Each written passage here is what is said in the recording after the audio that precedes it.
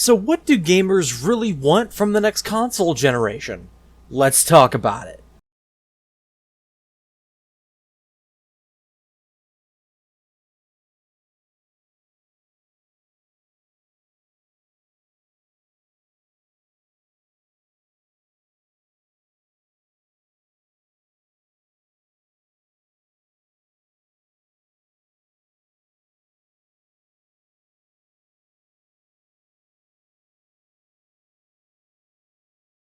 What's going on, guys? J.Bandicoot here, and can you believe that the Xbox One and PS4 dropped about 6 years ago?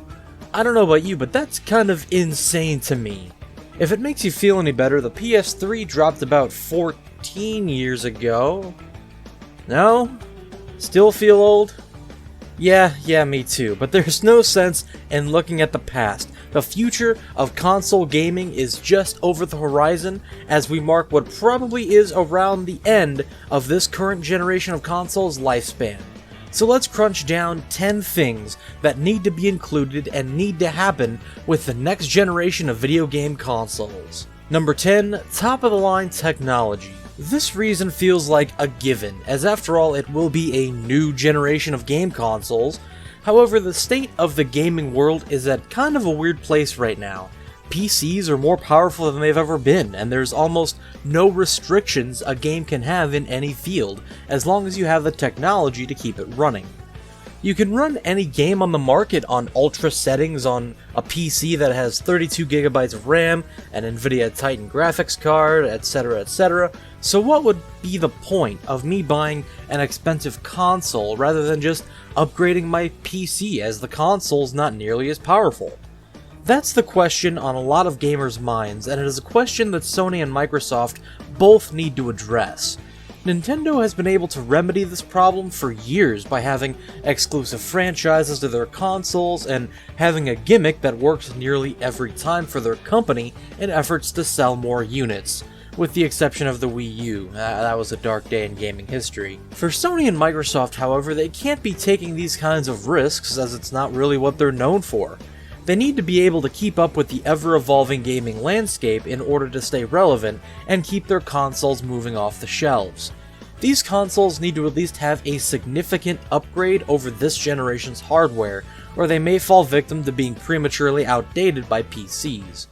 The demand and expectation for beautiful, immersive, and smooth gameplay are at an all-time high, and if there isn't a significant improvement made to the hardware of the consoles, things aren't going to work out very well. I'm talking namely about the recent troubles we've had with 30 frames per second locking in video games. Just give us those sweet 60 frames, man. I mean, we don't ask for much, we just need that, that's all we need. Number 9, more integrated virtual or augmented reality. This technology has existed for a while now, but I am one of the few unfortunate souls who have literally never put on an Oculus or Vive or any other VR headset. Yeah, I know, I live under a rock, I'm broke as shit, okay? Don't judge me. But what I've seen is that people really enjoy it. It seems to be the next trend in video gaming, and this technology will no doubt help to bring gaming into its future. What the next generation of consoles need to do is provide a platform in which this new technology can thrive. How awesome would it be to be able to boot up your game console and have your entire room transform into the game environment? Or if you put on a headset and you went completely unconscious, submersing yourself into the video game world. Now, of course, this isn't going to be the next generation of consoles. I mean, we're still well away from that, but we need a birthing ground for this kind of future to take place. The futures that I mentioned is truly the untapped power of augmented and virtual reality, and I myself am extremely excited to see the future of this technology. But for now, we have to take things one step at a time, and that means taking a step forward with each passing console generation, thus making this technology more popular and more accessible. Number 7, another leap in performance and visuals. Now, earlier in this article, I discussed the vitality of increasing the technology in the upcoming generation of consoles, and I briefly discussed how gamers are expecting more realistic and beautiful games. In this age, 8-bit graphics are a distant memory for the most part, unless you're going for a more retro style of a video game, but we're talking about the bleeding edge. We're looking to immerse ourselves in a gaming experience cohesively. Bottom line. That said, as the technology increases for the consoles, the performance and visuals of the game have to accompany it. A significant upgrade in the performance and visuals that we're used to in video gaming would provide another stage in the evolution of video games, and it would ultimately prove that video games are constantly upgrading and getting better. Games like God of War, Horizon Zero Dawn, No Man's Sky, and Shadow of the Colossus in recent years have upped the ante in this respect, having some of the greatest visuals in video game history. However, the video game industry always needs to keep evolving in order to give the gamers a constantly changing experience to which they can constantly be impressed. Along with upgrading the hardware, upgrading the games in which that hardware is used is also a vital thing that needs to happen with this upcoming generation of consoles. Without games that feel new to this generation, it wouldn't really feel like a step up, would it? In the past few generations, gaming companies have had a lot of trouble with increasing their library at launch, and that's an issue I'd love to see addressed this generation. Number 6. Remasters. Now, we're approaching a point in time where both Sony and Microsoft have franchises that were made about 20 years ago on their respective systems. It would be amazing to see those beloved franchises brought back with today's graphics and technology. I mean, Sony's already nailed it with the 2 Crash Bandicoot remasters and the Spyro remaster, and there are so many classics from both companies, plus quite a number of old Nintendo titles that I really wouldn't mind getting a remaster. Crash Bandicoot did insanely well, pun intended, and for me that's the ultimate calling card for these companies to begin work on more remasters. Could you imagine seeing Halo, Banjo-Kazooie, Sly Cooper, Super Mario Sunshine, Super Mario 64, and the Mother Trilogy amongst others getting remasters? That would be absolutely amazing, and I would personally pick up all of those games right away. Remastering has also worked in the past with Donkey Kong Country and Ratchet & Clank, so why not go all in and bring back these childhood classics on these consoles? Number 5. Integration with phones and home technology. Now, there have been slight attempts to bring this technology to the consoles, but not much progress has been made on the front so far. The extent of this technology pretty much goes as far as turning your console on with your voice and navigating the menu screens by saying commands. And while that is pretty cool, it feels as though we're only scratching the surface with this technology. Maybe giving these new consoles compatibility with phone commands through Bluetooth, or even making them compatible with Alexa would be a nice touch.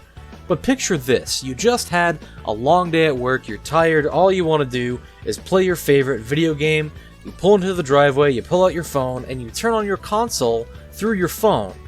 You can just walk over to the controller and start playing. Or even better yet, you just bought a new game from the virtual store and want to play it right when you get home. You command your system to start downloading and installing the game through your phone, so there's no wait and no hassle once you get home.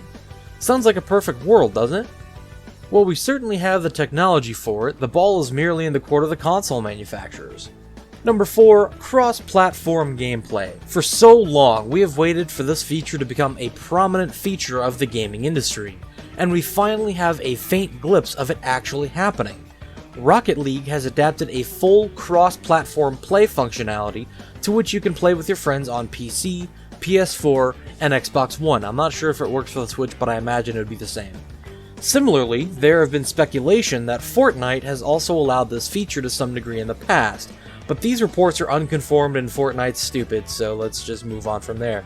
Regardless, it would be an amazing experience to draw 3 of the 4 pillars of video games together with this cross-play functionality. I don't foresee Nintendo taking part in this ordeal strictly because about 75% of multiplayer games available on other systems don't make it to Nintendo's console, and Nintendo generally stays within the realms of their own IPs as well, so it wouldn't make much sense. But on the other hand, in recent news we've seen the Xbox Game Pass reportedly coming to the Switch, so pretty much anything can happen in this day and age. However, seeing at least 3 of these big companies come together in order for people to finally unite in the video game industry rather than divided would be a very welcome change, and one that I'm sure would be universally appreciated by gamers and developers alike. Number 3, backward compatibility.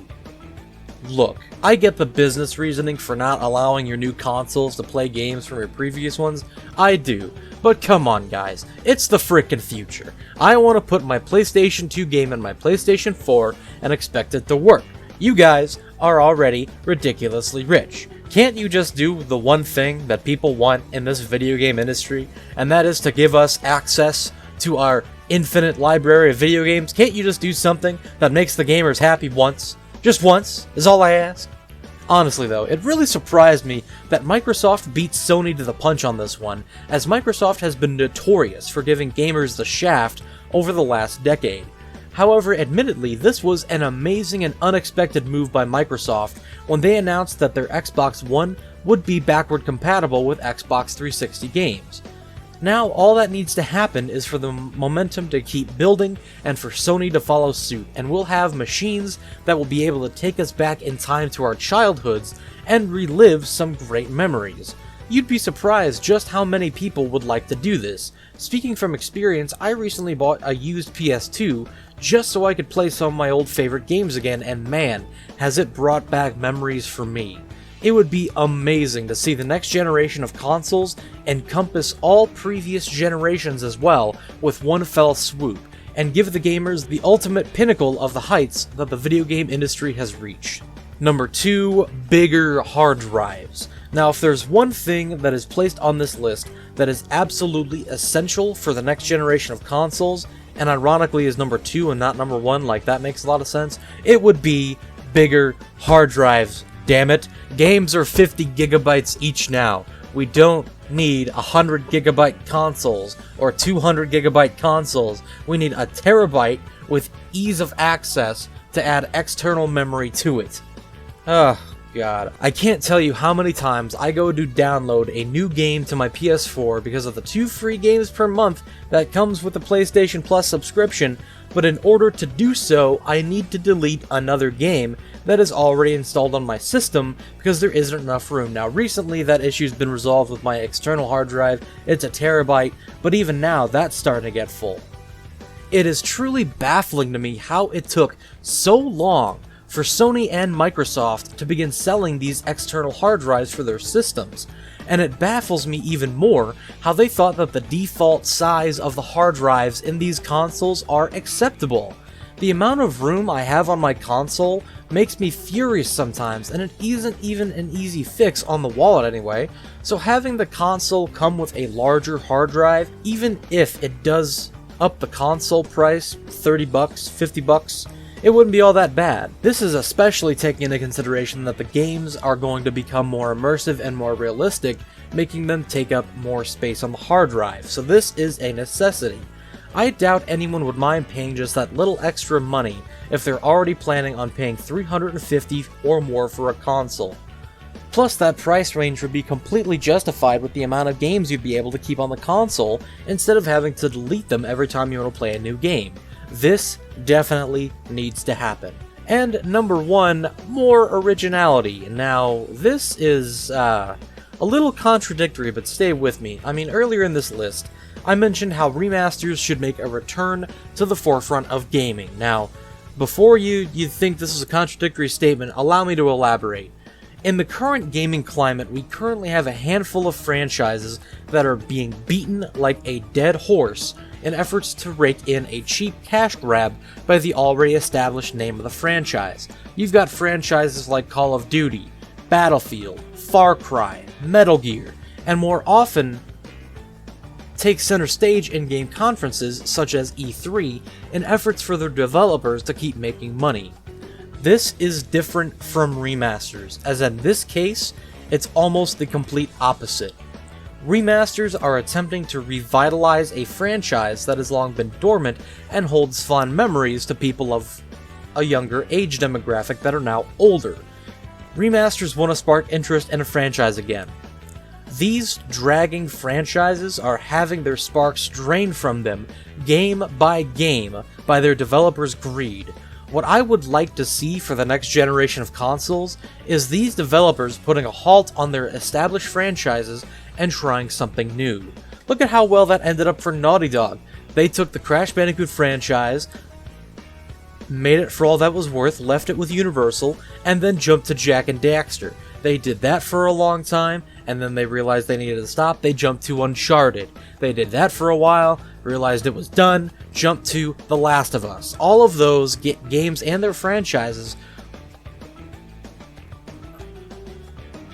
have received critical acclaim, and none of those franchises have been accused of overstaying their welcome. Changing it up every once in a while can make for great new games down the line, and can stop fatigue for an already existing franchise that is getting to the point of being dead in the water, like Call of Duty. So that was my list on the 10 things that gamers want from the next console generation. Thanks for watching. If you agree with anything on my list, or if you disagree or have your own opinions, please leave them in the comments section below. I'd love to read your thoughts. And as always, guys, thank you so much for watching. It really means the world to me. If you haven't already, consider subscribing to the channel. It really does mean the world to me. And smash that like button and the notification bell to stay up to date with my videos. Thanks, guys, and I'll see you all next time.